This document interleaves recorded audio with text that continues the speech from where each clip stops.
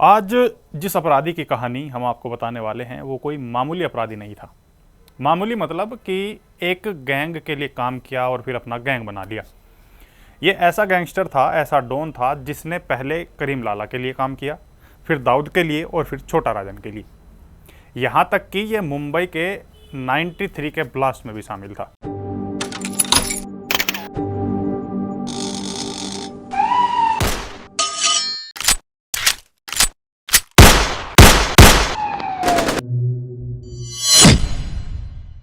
नमस्कार crime petrol family, मैं आकाश देशवाल आपका स्वागत करता हूं एक और नई वीडियो में।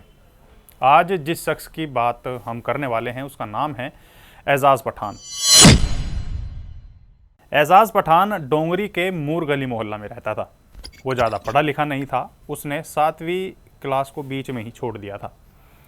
फिर 1991 में अपनी बचपन की दोस्त रुबीना से भागकर शादी की, जिससे उसके 2 संतान, एक लड़का और एक लड़की हुई। अगर पठान गैंग की बात करें तो ये वो समय था जब पठान गैंग मुंबई की सबसे खतरनाक गैंग थी। ये गैंग किसी को भी पल भर में निपटाने का दम रखती थी। अब 1987 तक आते आते पठान गैंग कमज़ोर होना शुरू हो गई थी। गैंग के लोगों में आपस में मनमुटाव होने लगा था और इस मनमुटाव की सबसे बड़ी वजह थी 1987 में करीम लाला और दाऊद के बीच समझौता।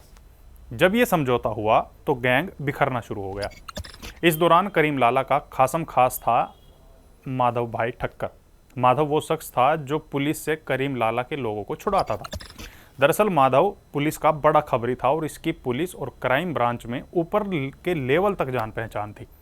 कोई भी काम हो जिसमें पुलिस का रिस्क होता था उसमें करीम लाला आगे नहीं आता था, वो माधव को आगे करता था और अपने लोगों को पुलिस से बचा लेता था। पुलिस और करीम लाला के बीच जो अच्छे ताल्लुकात थे उसमें माधव का रोल अहम था। अब जब ये समझौता हुआ तो इसके बाद 1987 में करीम ने अपने लगभग सभी धंधों को छोड़ दिया। लेकिन धंधे जो चालू थे उन्हें तो कोई ना कोई देखता, तो करीम के कहने पर उसके करीबियों ने धंधों को देखना शुरू कर दिया। लेकिन ये धंधे चलाना मुश्किल हो गया था क्योंकि पुलिस से सेटिंग चाहिए थी और करीम पहले ही अपने हाथ खड़ा कर चुका था। तो सभी लोगों ने माधव के अंडर काम करने की सहमति दिखाई। माधव के साथ एजाज पठान भी था। जब समद खान, अमीरजादा और आलमजेब जैसे खतरनाक लोग पठान गैंग में थे तो गैंग की तूती बोला करती थी और इस दौरान एजाज पठान को कोई नहीं जानता था। वो छोटे मोटे क्राइम किया करता था।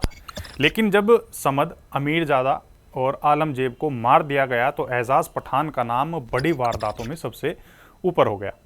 उसने इनके बाद बड़ी घटनाओं को अंजाम देना शुरू किया था और इसके बाद से ही अब लोगों ने एजाज पठान को जानना शुरू कर दिया था। अब एजाज और माधव ठक्कर ने मिलकर काम करना शुरू कर दिया। जल्द ही वो समय भी आ गया जब एजाज और माधव ने मिलकर करीम के 2 सगे सालों को मारने का प्लान बनाया। उन्हें लगा कि करीम के पास पावर नहीं है और धंधा छोड़ चुका है। करीम लाला के पास कोई आदमी या शूटर भी नहीं है, तो वो इस प्लान को बनाते हैं। अब करीम लाला के 2 साले थे, ईदू लाला और लल्लू लाला। एक साले का मस्जिद बंदर के पास डांबर गली में दारू और जुए का अड्डा था। ईदू लाला का किसी क्राइम में नाम नहीं आता था, वो खुद ही अपने सारे मसले हल करता था। अब उसका ये दारू का अड्डा उसे अच्छा प्रॉफिट दे रहा था और वहाँ लोगों की भीड़ हमेशा रहती थी। अब इसी के चक्कर में एजाज और माधव ने उसके अड्डे पर नज़र जमाई और उसे मारने का प्लान बनाया। एक समय एजाज और माधव ने करीम के अंडर में काम किया था, लेकिन अब वो उसी के परिवार को ख़त्म करने की साजिश कर रहे थे। तभी एजाज और माधव ने अपने साथ 2 भाई इरियास और इसाद को जोड़ा। ये दोनों डोंगरी में पठान थे और 24-25 साल इनकी उम्र थी। ये दोनों करीम लाला के साले के अड्डे पर जाते हैं और तोड़फोड़ करते हैं। ये सब वो एजाज के कहने पर कर रहे थे। लेकिन ईदू लाला कभी कभी अपने अड्डे पर जाता था, खासकर तब जब कुछ कांड हो जाए या फिर कुछ झगड़ा हो जाए।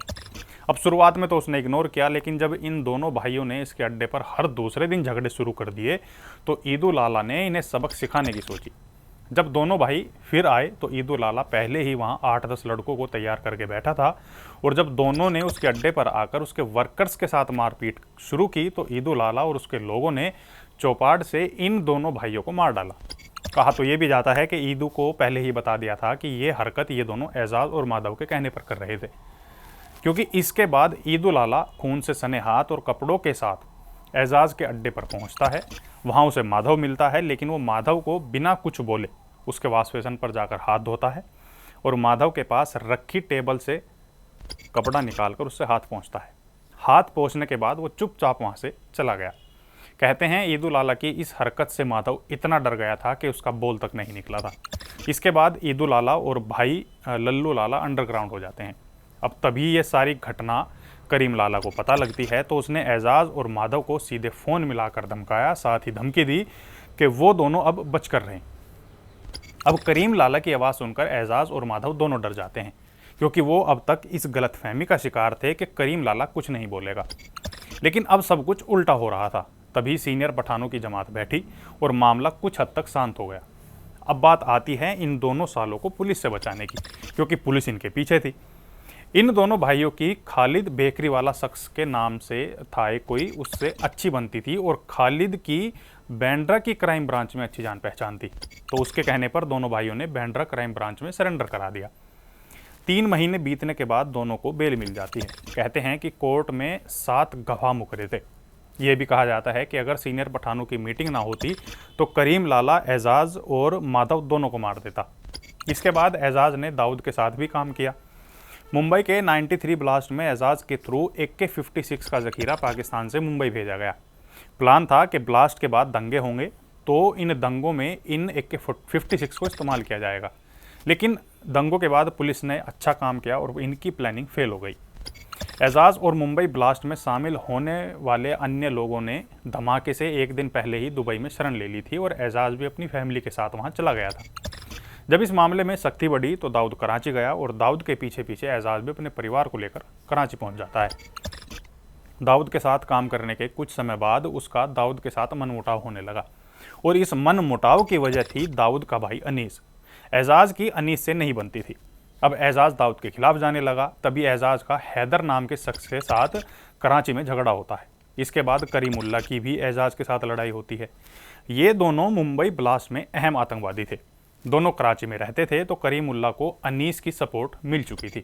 तभी एक बार कराची में ही एजाज अपने छोटे से बेटे के साथ कहीं मार्केट जा रहा था तो करीमुल्ला और हैदर उस पर गोलियां चला देते हैं। कहते हैं कि एक गोली उसके बेटे के पेट में लगी और एक गोली एजाज के मुंह से होती हुई ब्रेन में चली गई, साथ ही एक गोली उसके हाथ में भी लगी। दोनों को जल्दीबाजी में पास के ही एक मिलिट्री हॉस्पिटल में भर्ती कराया गया। किस्मत अच्छी थी कि दोनों बच गए, लेकिन एजाज के ब्रेन का एक हिस्सा खत्म हो गया था।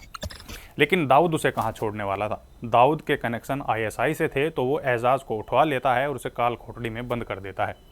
3 महीने के तगड़े टॉर्चर के बाद उसे इस शर्त पर छोड़ा जाता है कि 24 घंटे के अंदर कराची छोड़ दे। तो वो अपने परिवार को लेकर दुबई जाता है और वहाँ खालिद पहलवान से सारी बात कहता है। खालिद ने सभी से बना कर रख रखी थी। वो कई बार दाऊद के खिलाफ भी गया था। अब एजाज की बात सुनकर खालिद ने छोटा राजन से बात ही की और छोटा राजन ने एजेंसी से बात करके एजाज को दुबई से भारत लाने की बात कही और कहा कि थोड़ा नरमी से पेश आए। तब 2005 में एजाज को भारत लाया गया। कहते हैं कि एजाज पठान अपने आखिरी दिनों में मैंड्रेक्स के धंधे में रहा, जिसमें छोटा राजन का एक बड़ा हिस्सा था। वो जेल में रहते हुए सारे धंधे देखा करता था। धीरे धीरे उसकी सेहत खराब रहने लगी और 2007 में उसकी मौत हो गई।